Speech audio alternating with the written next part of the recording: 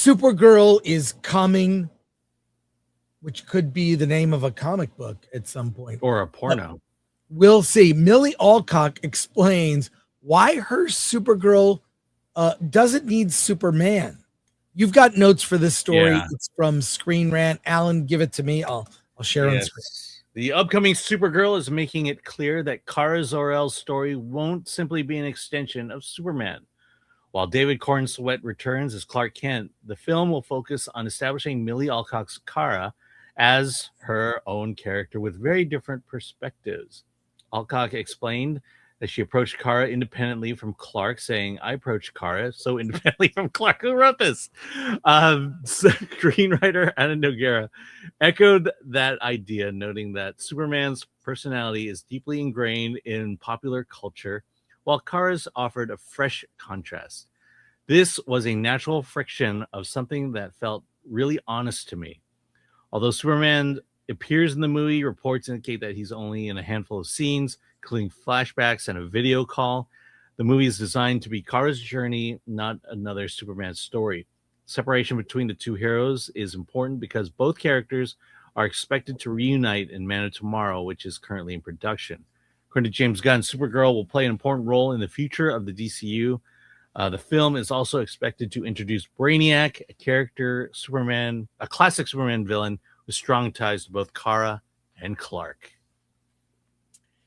I love that Superman is the header image here.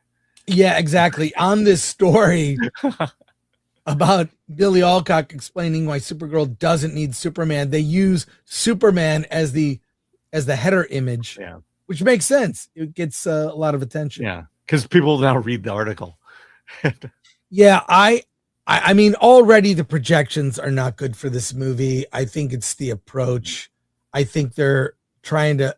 I think the screenwriter, who's also happens to be an actress, she kind of wrote it for herself, which for a certain kind of woman that embraces the girl boss, all that girl bossness.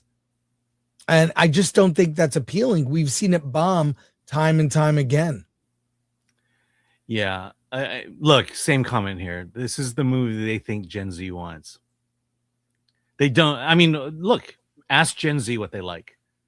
Just start there with some marketing research and then build a story from that. There's a reason why Obsession and, Backrooms, look, it's the video game they're playing. It's a no-brainer that not only are you gonna make a movie based on that, but that Gen Z will come and watch it. And in a related story, Anna Nogueira admits the Supergirl fans know more than her.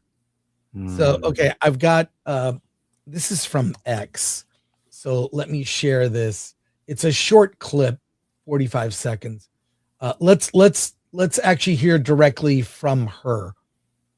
Let's hear from the screenwriter of Supergirl. She would see what she has to say. Did you ever find sometimes that writing a comic book superhero... Let me start that over. Sorry, the all volume wasn't. Did you ever find sometimes that writing a comic book superhero movie and being an expert in it could be a little bit like when you're wearing a band t-shirt and someone approaches you and is like, name 5 songs? Oh, it's exactly that. It's literally exactly that. I have so much respect for the fans, and I actually am like, you know more than me. Like, I promise that. I promise you know more than me. Because my job is actually kind of, like you said, to focus.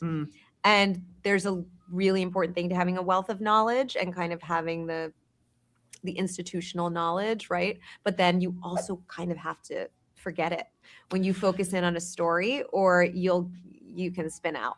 Did you ever find sometimes... Isn't she the one who did that Harley Quinn movie or the Birds of Prey film? Yeah, I believe so. What do you think about that? She just admits, and you know what? I actually don't really have a problem with that if the story is solid. And what we've seen of Supergirl has not convinced me that the story is solid. Yeah, I mean, the biggest question is who really knows Supergirl? I'm sorry, but she ain't Batman. She ain't Superman. She ain't right. Yeah. You look. I mean, I don't mind. I think it's a good idea for people to write stories of things they know. I think you should do a modicum of research to understand the characters, and again, why they're their characters, what their motivations were, what made them work in the comics. I just, I feel like this interview is just, placating to, oh, fans are smarter than me. Okay, good. You're taking the humble approach. We've certainly heard creatives take the other approach. Like fans don't know what they want. But again, this is such a misguided movie. It is a 100% misguided movie.